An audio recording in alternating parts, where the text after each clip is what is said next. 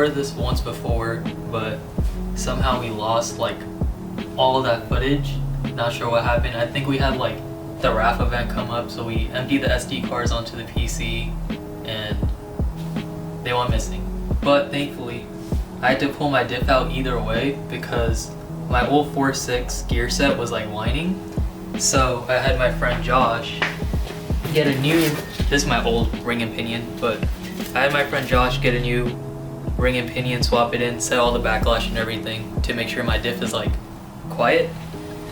So, but yeah, either way, the diff had to come out, so we figured let's remake the 350Z axle conversion video that we lost.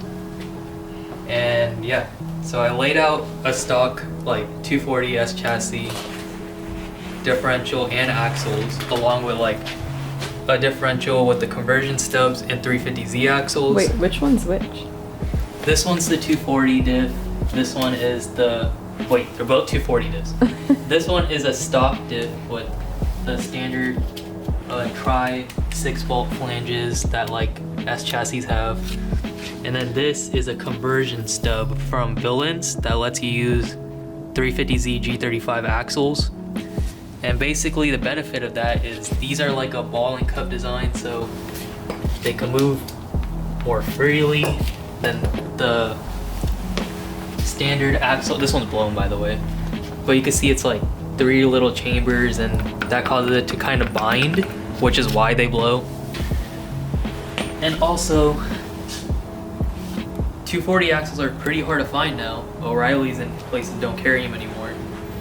There's like a billion 350Zs at pick and pull because every sideshow kid with an automatic G35 wants to drift.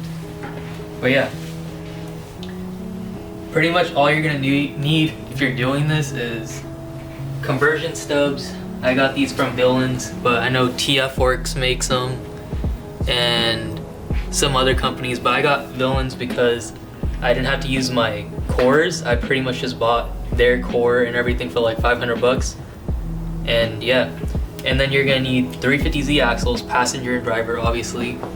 And the important part everyone overlooks is you need the hardware for the axles from a 350Z also, because they are, I need it, oops. You can see they have like a thicker sleeve, and that's used to center the axle on the stub. So yeah, you need the 350Z hardware also. The reason I pulled the diff was because I had a new 4.6 put in it. But the reason we're remaking the video is because I need to swap my axles either way because these blew.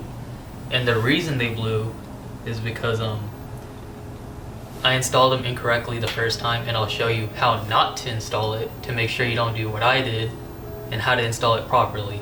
But in short, if you need to change an axle, unbolt the knuckle fully or drop the diff.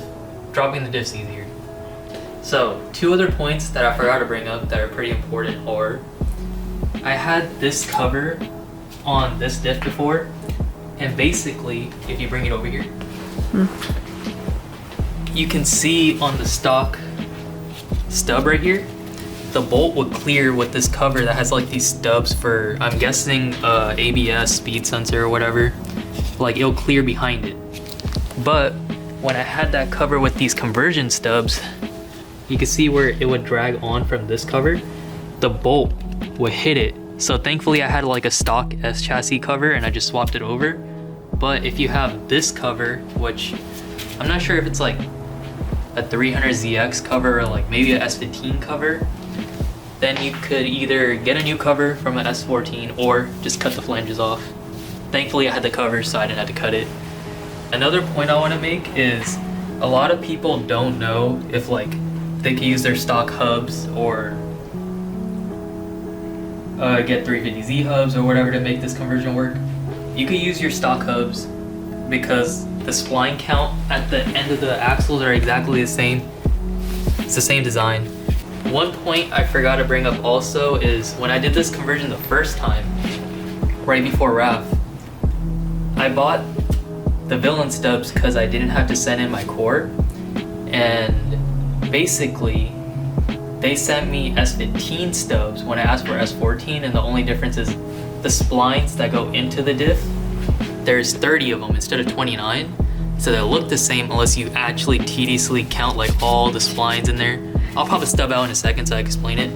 But basically, they were cool about it. They've actually had me send in my stubs because they didn't have any in stock, and they said that it's very hard for them to get stubs. And they refunded me the core charge, rushed me the stubs back because I told them I had to make the event, and they were like really cool about it. Good people. And yeah. So I'll pop this stub off in a second so I can explain like why I kinda recommend using your stock stubs as a core, because there's like a billion different types of stubs for these diffs. Like if you have a VLSD, there's like 5 different stubs. S15 has 30 spline, S13 has 14, has 29 spline, and then if you have a R180 instead of a R200 diff, like from a non-turbo S14 from like Japan or something, those have a 180. So the stubs and the diff is actually different. So you kind of want to make sure, just to make sure everything like works, use your old core. Wait, it looks like a fish. I just think it's cute. Wow. All right. So I'm just gonna pop this stub off so I can explain it real quick. Messed up the dust shield. Wait. Don't pry here, but I'm gonna do it because I'm tired of making noise. I just want it out. There you go. It's out. Oh, it's up for one side. Oh, there it goes. There it goes. Alright. This was a struggle. Basically, pry against the diff right here. Rotate it, pry, rotate it, pry. Do not put your pry bar here, because when I did this the first time I did that, and you'll crush your dust shield. And when this happens, this flange is pretty much trashed. You can't use it as a core, and yeah, you're gonna have to hunt down new stubs, and it's a pain. But basically, you can see all these splines right here, and this is your spline count. There's gonna be 29 on this one because it's an S14 diff. On an S15 diff, it will look exactly the same, but there's one extra spline. So I counted it like 50 times, marking one stub, going around, not believing it was an S15 stub, till I realized it was S15 stub. That's why I'm saying like, use your own cord. And then also the C-clip that you have to fight against will go right here. It stays in the carrier, and this will pop into it and lock it in. So basically you're just trying to shock the stub one good time for the C-clip to come out, and then the flange will just come right out. And then this is where you would pop your flange out, get your new one, or send your cores in, get it back, pop it back on. And obviously, these diffs are empty. Drain your diff first. And then to pop it back on, just, it's on. I already have the exhaust off, the sway bar off, the drive shaft disconnected because obviously the diff is out.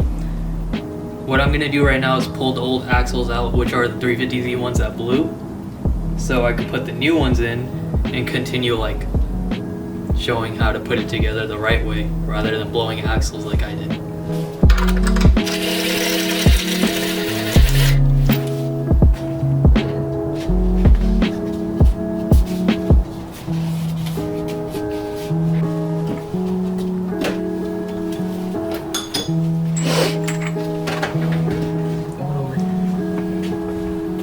Alright, a few more things, because when I was trying to figure out how to do this conversion, there wasn't that much info, so I'm trying to put out like as much info as possible, so if someone else wants to do this, it's like pretty easy to follow through with.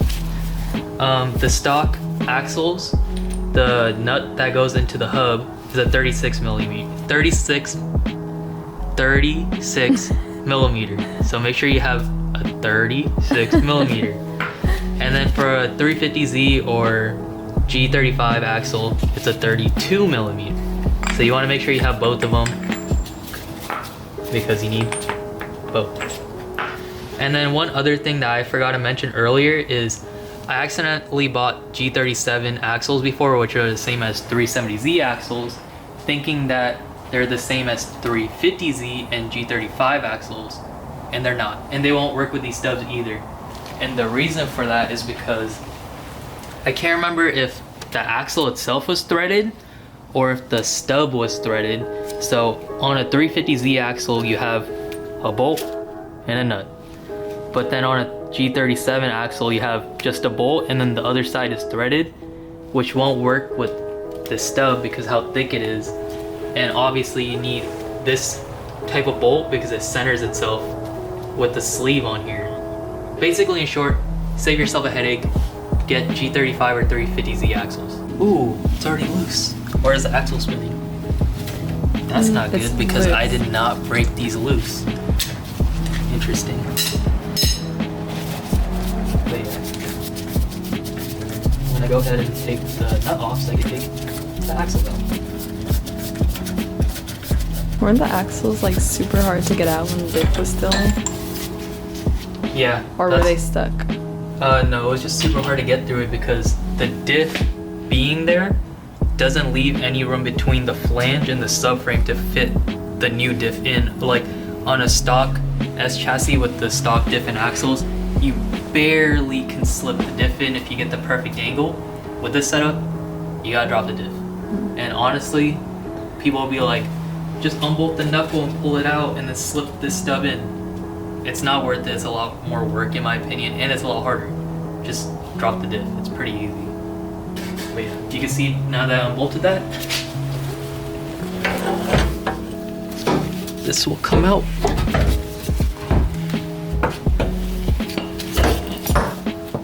And this is a 350Z axle. Yeah, it's loose. Alright, so I probably did break this loose knowing I was gonna have to pull the axles before I pull the diff. Oh my god, this axle was destroyed. And that sucks because I cleaned this subframe when I did this the first time. Oh, I see it. Yup, all that grease.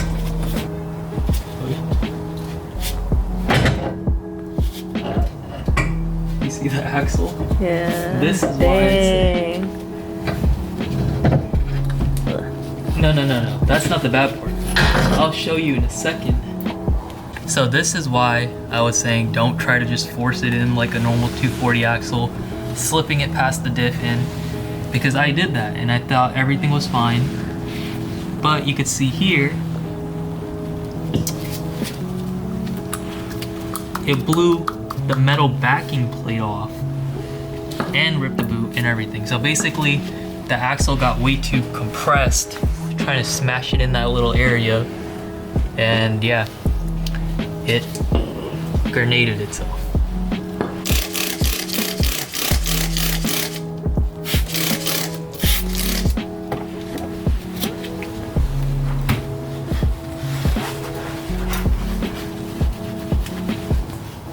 Okay, so obviously I have everything already taken apart and I'm at the point where like I need to start putting everything back together, and you're not going to start off at that point.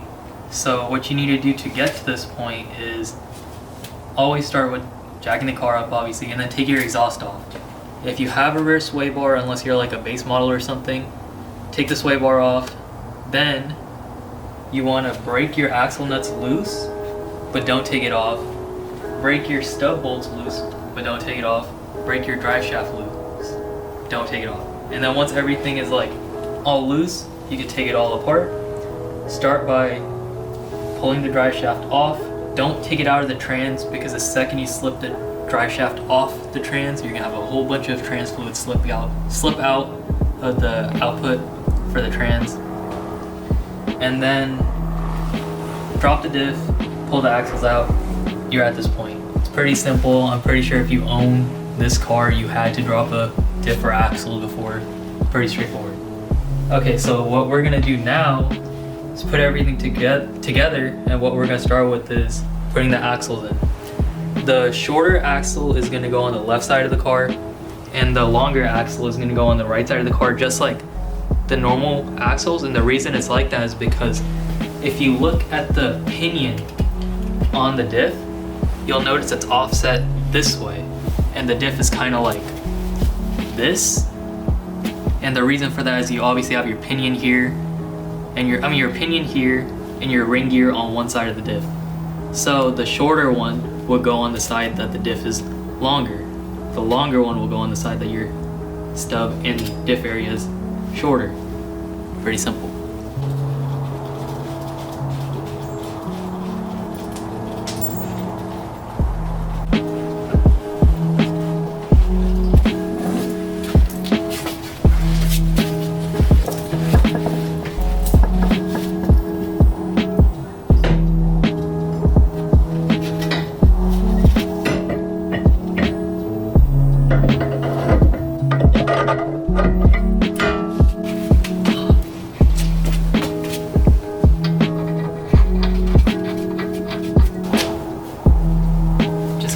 We'll tighten it after.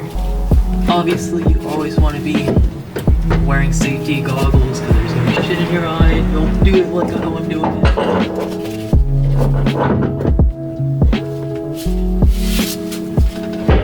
it. You see how this comes out so far over here? This is exactly why you don't want to try forcing this in with the diff in, because on a stock axle, it'll end like right about, I'm not sure if you can see this, like right here. And I'll have like a cone part. This is just bigger this way and doesn't have the cone part. So it's like, you're not fitting this in. You're breaking the axle if you try to shove it through with the diff here. Oh, the diff. Yeah. If you don't have this little cheap $100 Harbor Freight transmission jack, you're missing out. This makes doing diffs on these cars so easy, and subframes, because you can put it on like one per knuckle and everything.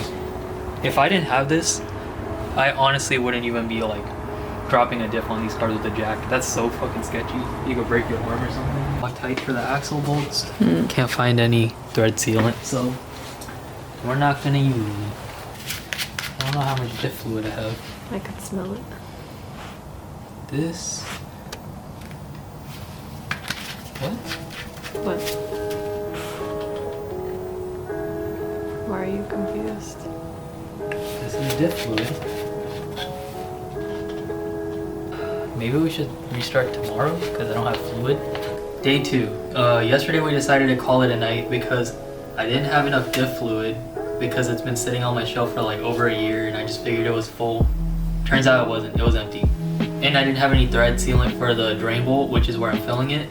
So this morning we went ahead and got some thread sealant, more diff fluid instead of these empty bottles, and we're gonna go ahead and fill the diff and continue where we left off yesterday.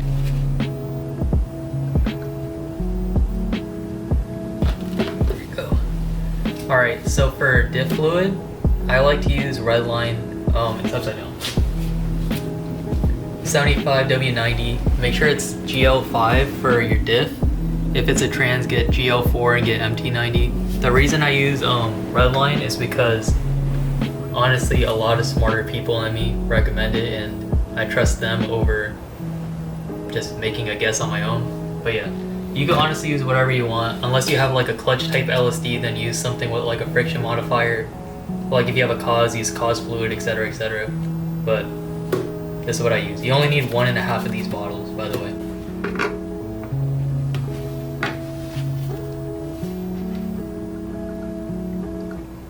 So for your drain bolt and your fill bolt, make sure you always use like some type of thread sealant, otherwise you risk fluid coming out from the actual bolt itself. Even though these are kind of like tapered and they seal as you tighten it, which is why they don't go in all the way, it is good practice to put some thread sealant just to make sure it doesn't leak, because if it leaks from at least the drain, you gotta drain all your fluid and then you gotta get new fluid when you could have just got thread sealant. This is where I mess up, or I do it right.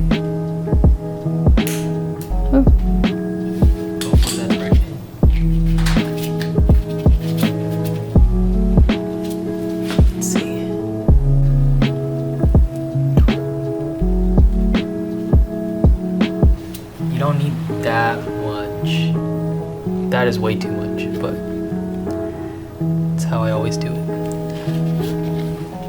And then I fight afterwards to get it all off, clean it up when you could have just put the right amount.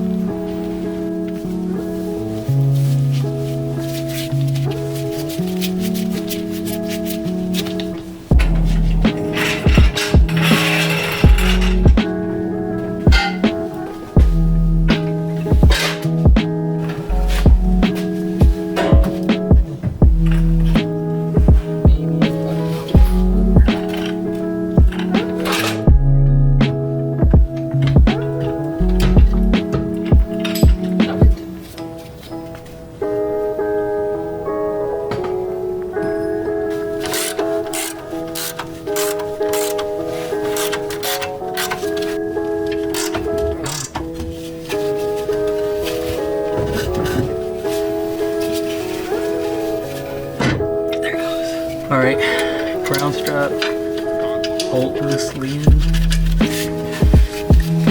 So what I'm doing right now is I'm tightening these diff cover bolts to kind of pull the diff in and support it so I can pull the jack out, the transmission jack out, because it kind of blocks the rear diff bushing and like this bolt from being able to go through the diff in. So yeah, this is just a way to do it without having to like honestly pull the exhaust. If I pull the exhaust, I wouldn't have to snake it through, everything would just like go in, but I didn't want to pull the exhaust.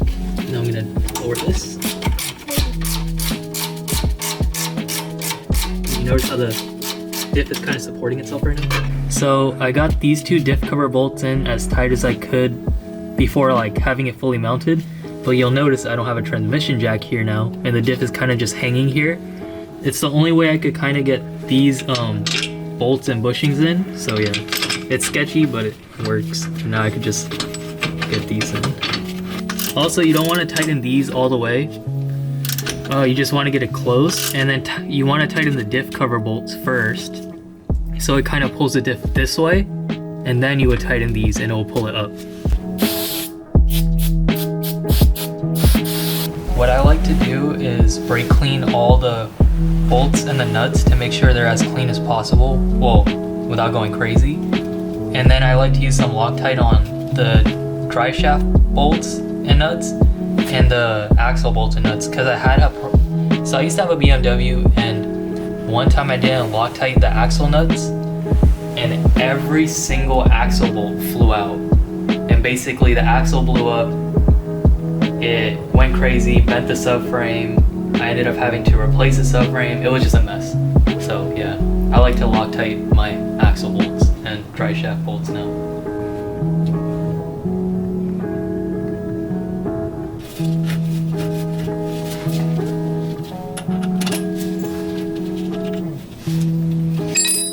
I'm not sure if you can see this, but there is a gap between the stub and the axle, like a few millimeters. And as I'm tightening it, I'm gonna be spinning it and tightening it a little bit at a time, which is gonna pull that axle and stub gap closer and close it. The reason it doesn't just close right away is because the axle and the stub is like a press fit, which does also suck if you ever need to take these out. They're not just gonna pop off if you undo the axle.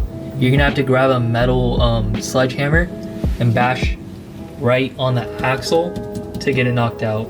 If you use like a rubber mallet or anything, it's not gonna work. I tried it. You need to just smash it with the sledgehammer and it'll come out. So this is the stub on the diff, and then this is the Z33 axle. Like I was saying, that these are press fit instead of like a normal traditional axle where you just kind of slip it in and tighten the bolts. So you'll notice there's a little gap here at the bottom and it won't go in. As you tighten the bolts, this will kind of compress itself together and clamp together, which is good because it like ensures that the axle and the stub are perfectly centered. It's gonna be balanced. It's gonna have a good like bond. It's not gonna come loose, etc., etc. But the thing that sucks about it is when you have to take the axle out, it's a press fit, and you're not gonna be able to just unbolt the axle and pop it off like a normal diff. You're actually gonna have to bash right here with the metal sledgehammer. I have like a 3-pound Milwaukee one.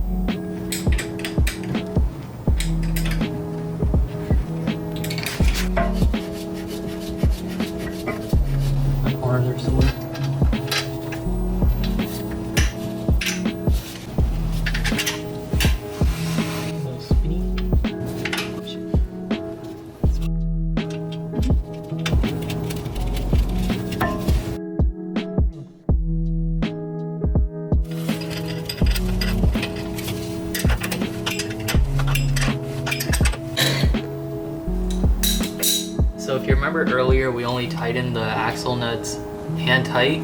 Now we're gonna fully tighten it to 150 foot-pounds. And then we're pretty much done since we got the drive shaft bolted up, the axles bolted up. The last step is just the sway bar and the exhaust, and we're done. So yeah, as you can see, it's pretty easy to do a 350Z, Z33, G35 axle conversion on these cars. And yeah, the only things that suck is when you have to swap an axle, you have to drop the diff. On top of that, the stubs and the axles are like press fit now, so you have to beat them with the sledgehammer to get it off instead of just unbolting it. But other than that, these axles do last me like longer than a normal 240 diff, and yeah, I recommend doing it. Thank you.